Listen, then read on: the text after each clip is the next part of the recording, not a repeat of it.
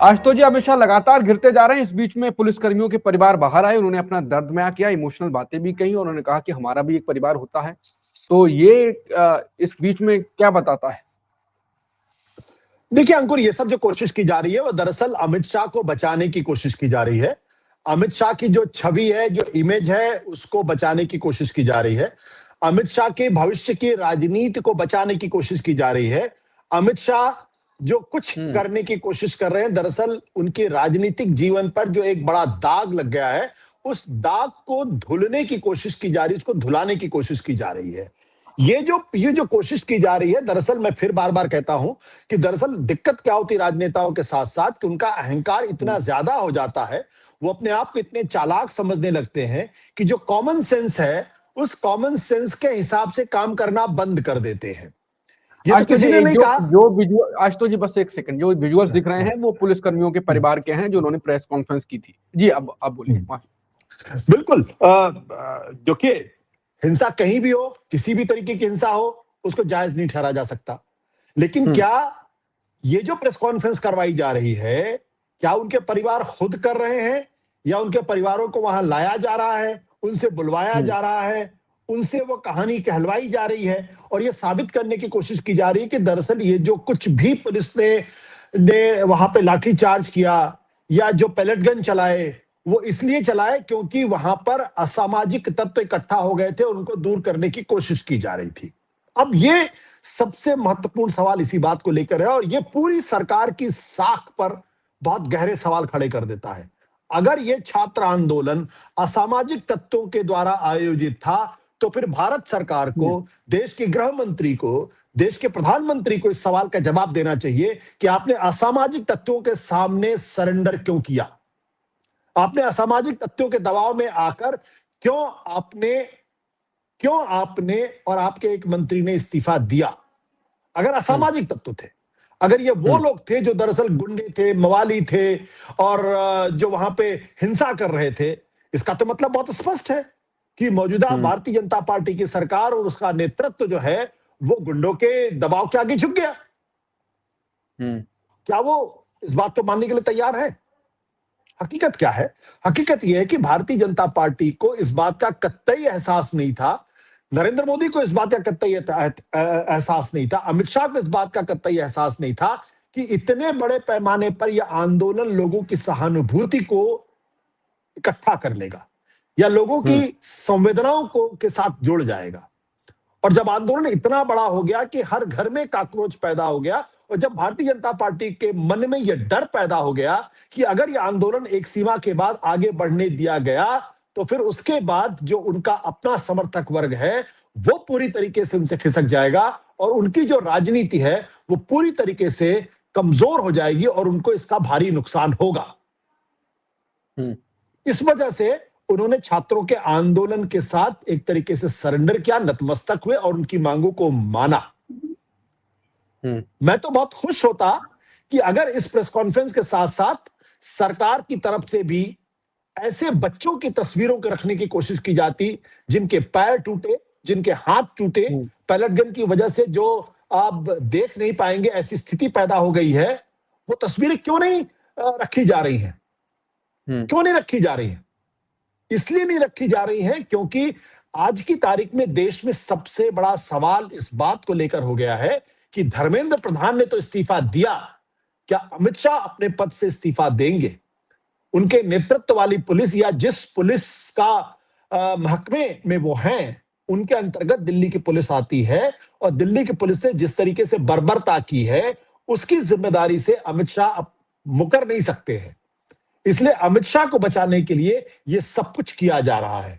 मेरी सहानुभूति इन तमाम पुलिस वालों के परिवार वालों के साथ है। बिल्कुल किसी के साथ किसी प्रकार की हिंसा नहीं होनी चाहिए, लेकिन लोग इस बात को भूल जाते हैं कि पुलिस एक सिस्टम का हिस्सा होती है। पुलिस में एक हायरार्की होती है, पुलिस में एक कमांड सिस्टम होता है, पुलिस के पास पैलेट गन होती है, पुलिस के पास टीयर गैसेस होते हैं, पुलिस के पास बेटन्स होती हैं, पुलिस के पास उस तरीके के जिसे कहते हैं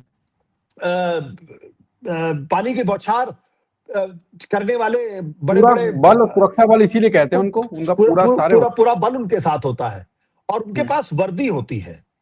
हाँ, आप किसी पुलिस, अगर आप मुझे ही वर्दी पहना दिए तो अचानक मेरी ताकत कई गुना बढ़ पावर जाती है। बढ़े। और उनके साथ पूरी सरकार होती है। वो जो वहां पे आंदोलन कर रहे थे, उनके साथ कौन सी वर्दी थी? उनके पास कौन सा टीयर हुँ, गैस था? उनके पास कौन से हुँ, पैलेट गन्स थे? उनके पास कौन सी लाठियां थी? उनके पास कौन से वो नॉन लीथल लीथल जो जिसे कहते हैं शॉक देने वाली लाठियां थी? Electric shock shock button, cells कहां से उनके पास थे? शॉक बटन, वो तो हाँ। सब बेचारे निहत्थे थे। जब आपने उनके ऊपर जबरदस्त तरीके से लाठीचार्ज किया और उसमें कुछ असामाजिक तत्वों ने उसका फायदा उठाकर अगर पुलिस वालों पर हमला किया, तो हुँ, वो और उनकी हिंसा को आप जस्टिफाई करने की कोशिश, उनको बराबर करने की कोशिश करेंगे। हुँ, ये जो तर्क गढ़ने की कोशिश की जा रही है, ये तर्क ही अपने आप में गलत है और ये इस बात को दर्शाता है कि ये सरकार एक बार फिर से बुरी तरीके से डर गई है और उसको इसके जो राजनीतिक निहितार्थ है वो समझ में आने लगे हैं। उनके इस बात का हुँ, अंदाजा हो गया है कि ये गुस्सा अब जो है वो धर्मेंद्र प्रधान से हटके अमित शाह की तरफ केंद्रित हो गया है। और ये जो केंद्रित हुआ है, ये दरअसल अमित शाह की भविष्य की राजनीति को बहुत नुकसान करेगा।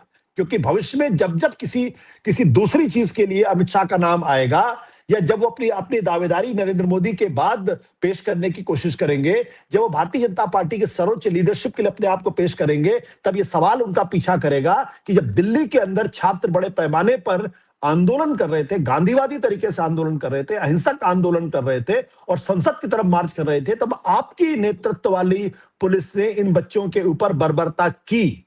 वहां पैलेट गन्स चले, बच्चों की हुँ, आंखें गईं, उनके हाथ पैर टूटे, खूनें निकली। जो लाठियां लेकर वहां पुलिस पहुंची थी उसमें कीलें लगी हुई थी, उनको इलेक्ट्रिक हुँ, शॉक देने की कोशिश की गई थी।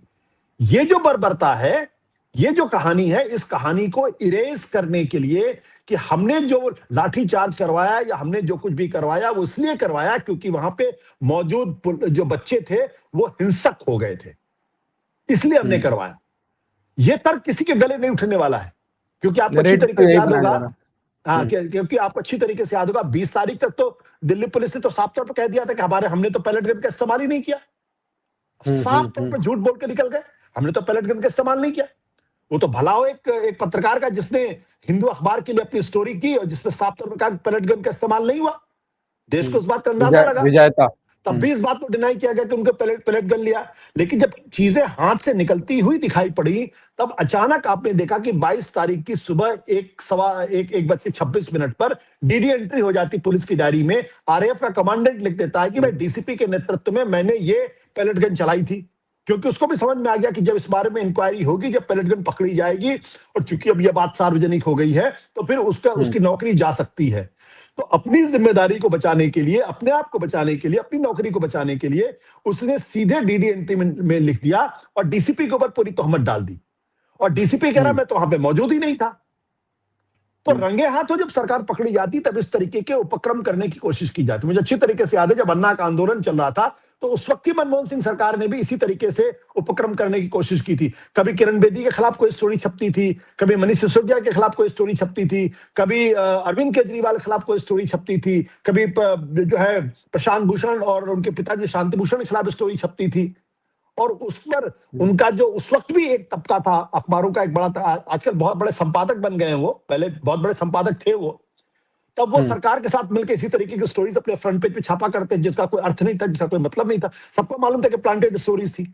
सब उसी तरीके से तर्क करने की कोशिश की गई। न तब वो मनमोहन सिंह की सरकार को बचा पाया, न आज ये सारे उपक्रम जो है वो अमित शाह को बचा पाएंगे। तो समझदारी इसमें है, अगर अमित शाह जी जरा से भी समझदार है और मैं मानता हूं कि समझदार आदमी है, तो उनके सामने आना चाहिए। और ये जो लुका छिपी का खेल कर रहे हैं ना, पर्दे के सामने आने की कोशिश नहीं करते हैं, जब सदन चल रहा है और आप सदन से गायब दिखाई पड़ते हैं, इससे हुँ, आपकी इमेज और खराब हो रही है। इससे लोगों के मन में संदेह हो रहा है कि जब कोई बड़ा संकट देश के ऊपर आता है, जब कोई बड़ा मुद्दा आता है, तब वो अमित शाह जी वहां से भाग खड़े होते हैं। ये संदेश जा रहा कायदे से। जिस दिन सदन उस हिंसा के बाद या उस लाठीचार्ज के बाद पहले पहले दिन जब संसद बैठी थी, उसी वक्त देश के गृह मंत्री को सामने आना चाहिए। उनको संसद के अंदर ऑन द जिसे कहते हैं ना कि सदन के पटल पर स्पष्टता के साथ हुँ, कहना चाहिए कि हाँ, वहां पे लाठीचार्ज हुआ था और मैं उसकी जिम्मेदारी लेता हूं, क्योंकि उसमें कुछ असामाजिक तत्व आ गए थे।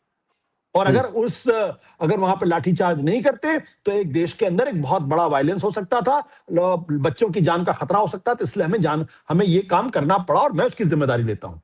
उसमें कुछ भी गलत नहीं था। लेकिन चूंकि ये कहने की नैतिक जिम्मेदारी, नैतिक साहस उनके पास नहीं है, इसलिए अब इस तरीके का वितंडा खड़ा करने की कोशिश की जा रही है।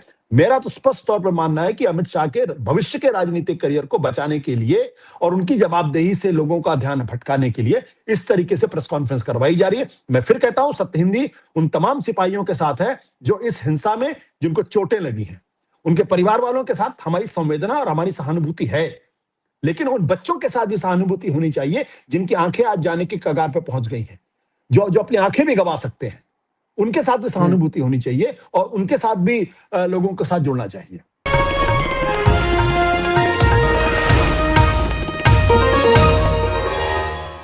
Copyright disclaimer under Section 107 of the Copyright Act 1976. Allowance is made for fair use for purposes such as criticism, comment, news reporting, scholarship, and research. Fair use is a use permitted by copyright statute that might otherwise be infringing.